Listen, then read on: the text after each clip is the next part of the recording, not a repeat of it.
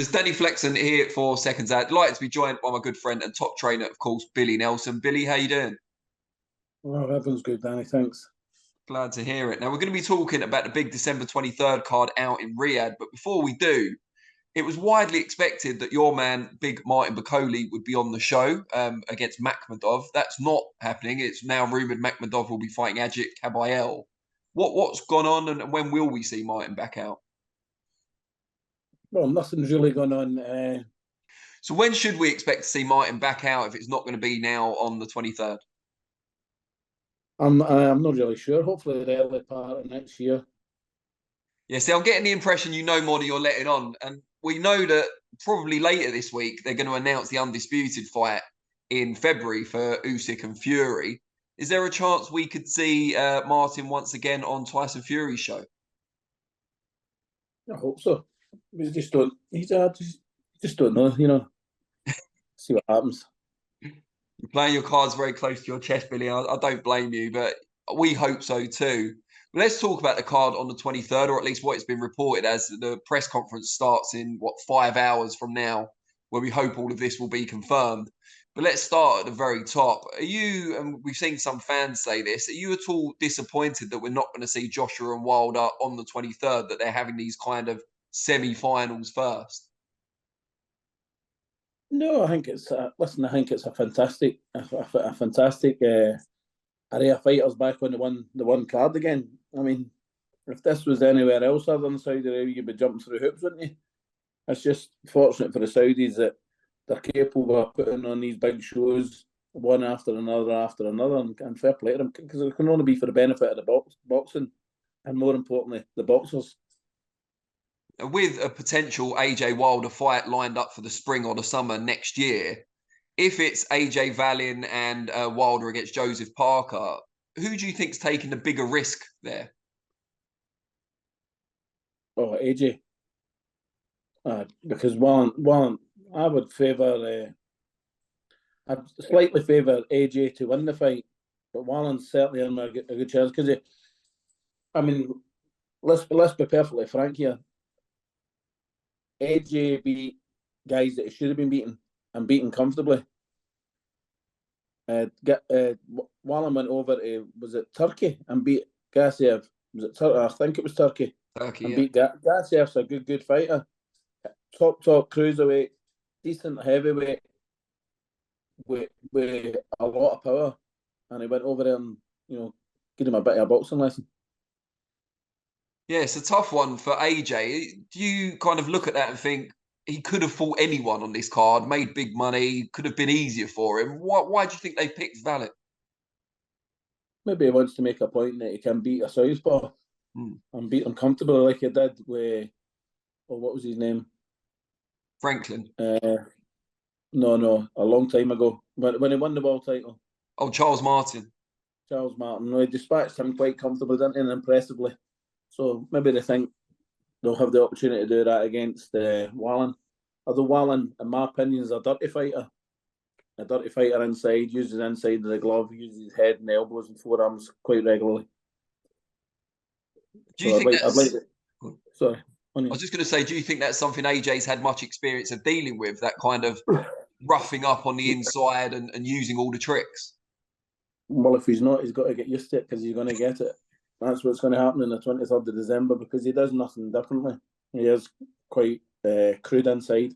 And especially, I remember when he fought Tyson Fury, I think he should have at least got a point took off him, if not a couple of points. Because it was blatantly obvious. He actually turned his forearm in towards Fury and put his hand on his face. We were talking to your good friend Sam Jones yesterday, and we both kind of agreed that in terms of motivation, surely Wallin will be more motivated than Joshua because he's chased this fight for years. They fought in the amateurs a couple of times. Whereas Joshua, this is his semi-final to get to the big fight he wants. Well, it's the semi-final for both of them. If they can't get motivated for this fight, then the two of them neither of them deserve to be on the bill. They should just pull themselves off the fight and go and do something else. This is a massive stage. The setup out there is just phenomenal. It's frightening. It's absolutely brilliant. So if they can't get themselves up for it, they're on the wrong job. I mean, from a mental standpoint, if AJ does struggle with Wallin and Wilder dispatches Joseph Parker in good style, does that give Wilder an advantage ahead of the AJ fight? You're being very presumptuous that Wilder's going to stop Joe Parker. No, not necessarily, but I'm saying if that happens. Most definitely not necessarily. Joe Parker, in my opinion, has looked better in his last few fights. I know his last fight with Simon Keane, but the man that he beat him I was very impressed with Joe over in Saudi. And although he fought not as good opponents and in the two fights over in Australia, he still boxed well within himself and boxed very well. I think I'm not saying he's going to beat Wilder, but I think he'll get an excellent account of himself against Wilder. So you think that both AJ and Wilder will come through, but they'll both be tested? Very much so. I mean, you might get a shock with Wallin beating AJ. Do you think if it's at all close, do you think Wallin gets the decision? Well, you'd like to think the right person will get the fight. I mean, you're insinuating there could be a wee bit of naughtiness with the judges. Well, there's a lot of money on the line, isn't there, for an AJ Wilder fight? So does that mean that the wrong person should get the decision? Not should, but could, perhaps. Shouldn't. But it doesn't matter if there's a lot of money. It's a fight. The money only comes when you win that fight. That should be irrelevant, the money. It's who wins the fight. The three judges should determine the winner of that fight as it's happening. No, because there's X amount of millions of pounds to be made for a Wilder AJ fight. Can you hold the line 2 seconds? Yeah, of course. You just had to pause for a second there, but we were talking about the possibility, which I raised, admittedly, of the Wallin doing enough, perhaps, to beat Joshua, but getting the short end of the stick on the scorecards. Well, it should maybe take a leaf out of Martin Bakole's book and take a decision out of the judges' hands and go for a stoppage. Do you think Wallin's got the power to stop Joshua? Oh, at that level, they've all got the power to stop each other. And we talked about Wilder fighting Parker. Wilder's been quite inactive in the last couple of years. It's hard to tell at the moment how much those wars with Tyson Fury might have taken out of him. What version of Wilder do you think we see on the 23rd? Well, I think he'll have to be at the very top of his game to beat Joseph Parker. Like you say, if Joe Parker lands a couple of bombs on him, what's his chin going to be like after they've had the hard fights? They fights against Tyson Fury will take out any man and shorten your boxing career. So we'll see where it is. I think you'll have a good gauge after the first 3 or 4 rounds.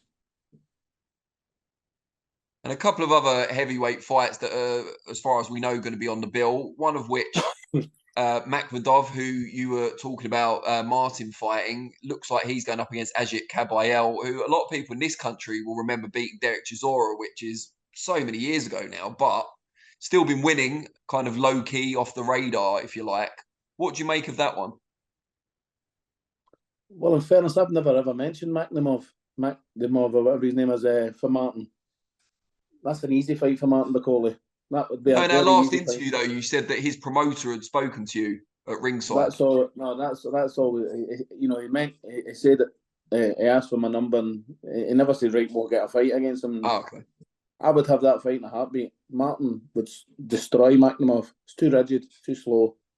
He's just a big lump standing right in front of you.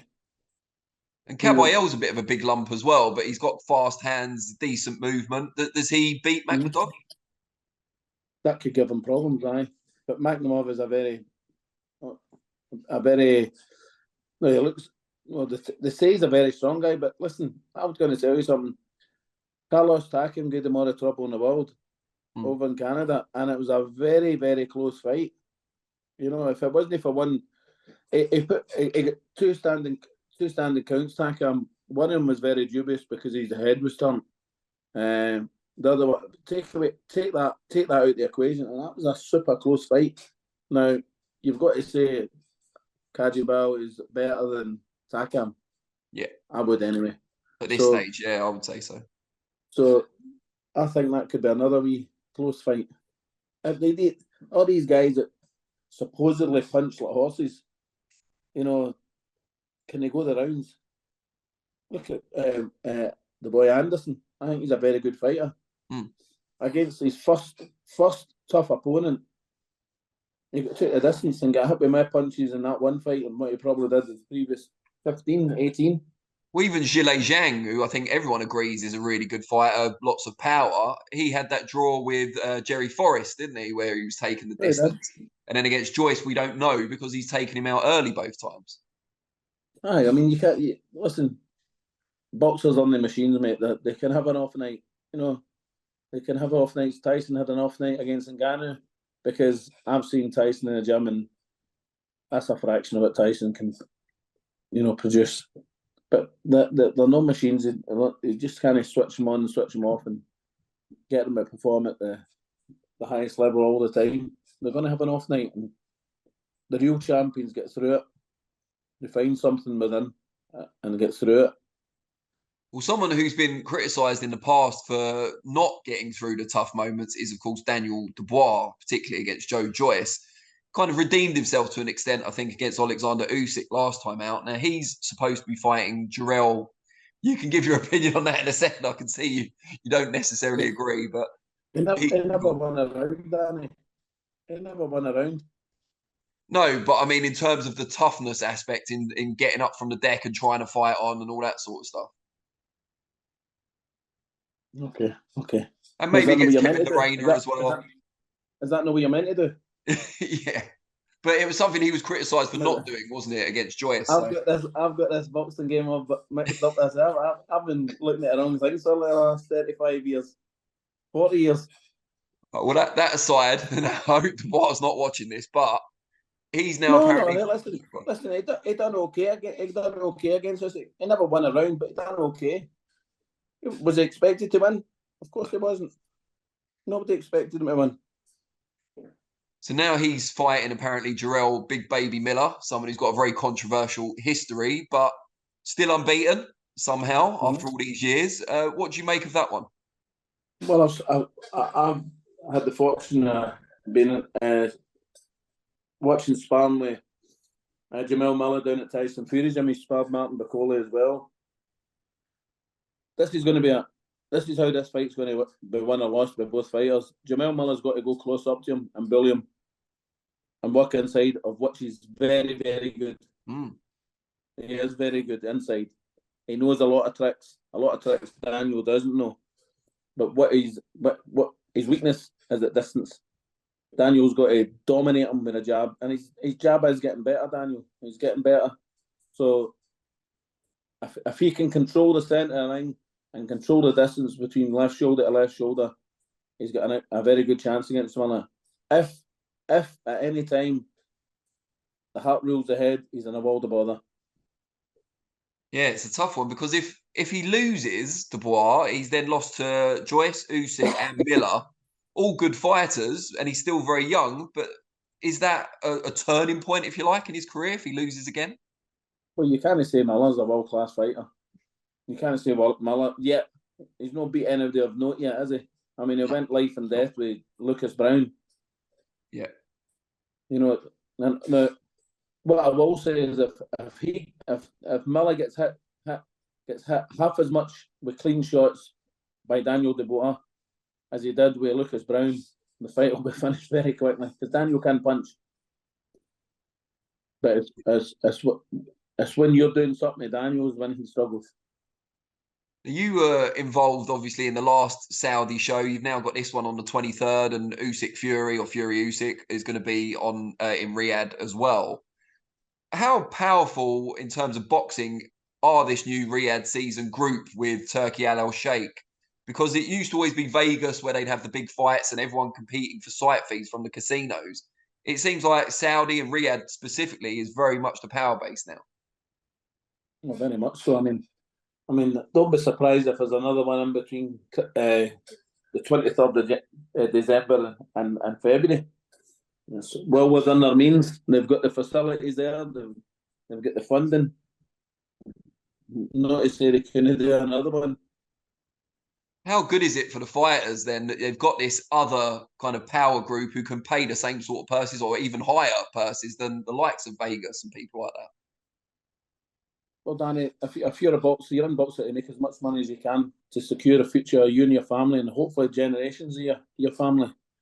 So if you're getting well paid for something that you're very good at, everyone should be thankful to the Saudis and Turkey Al Sheikh for his involvement in boxing. And while Martin's not on the card on December 23rd, will you and he be going out there to watch? No, I'm going to hold it. Oh, yeah. Holiday at Christmas. Where are you going? Well, I was going to Thailand, but I had to cancel that because I wasn't sure what was happening with the boxing, and I think I'm just going to fire over to Tenerife for 10 days. Oh, well, that'll be nice. Well, I'm sure you'll find somewhere that's showing it so you can catch up. Unless, of course, one of the main event boys call off and we come in with a late substitute. Billy, really, really appreciate it. I'll look forward to watching the press conference later, as I'm sure you will, unless you're back in the gym, of course. But yeah, I'm back in the gym. Let us know as soon as something's confirmed for Big Martin and we can have another chat. Okay, Daniel, all the best. And if I don't see you before Christmas, have a good one. Same to you, mate. Same to you, wherever in the world you might be. Thank you. All the best. Take care. Bye-bye. Cheers,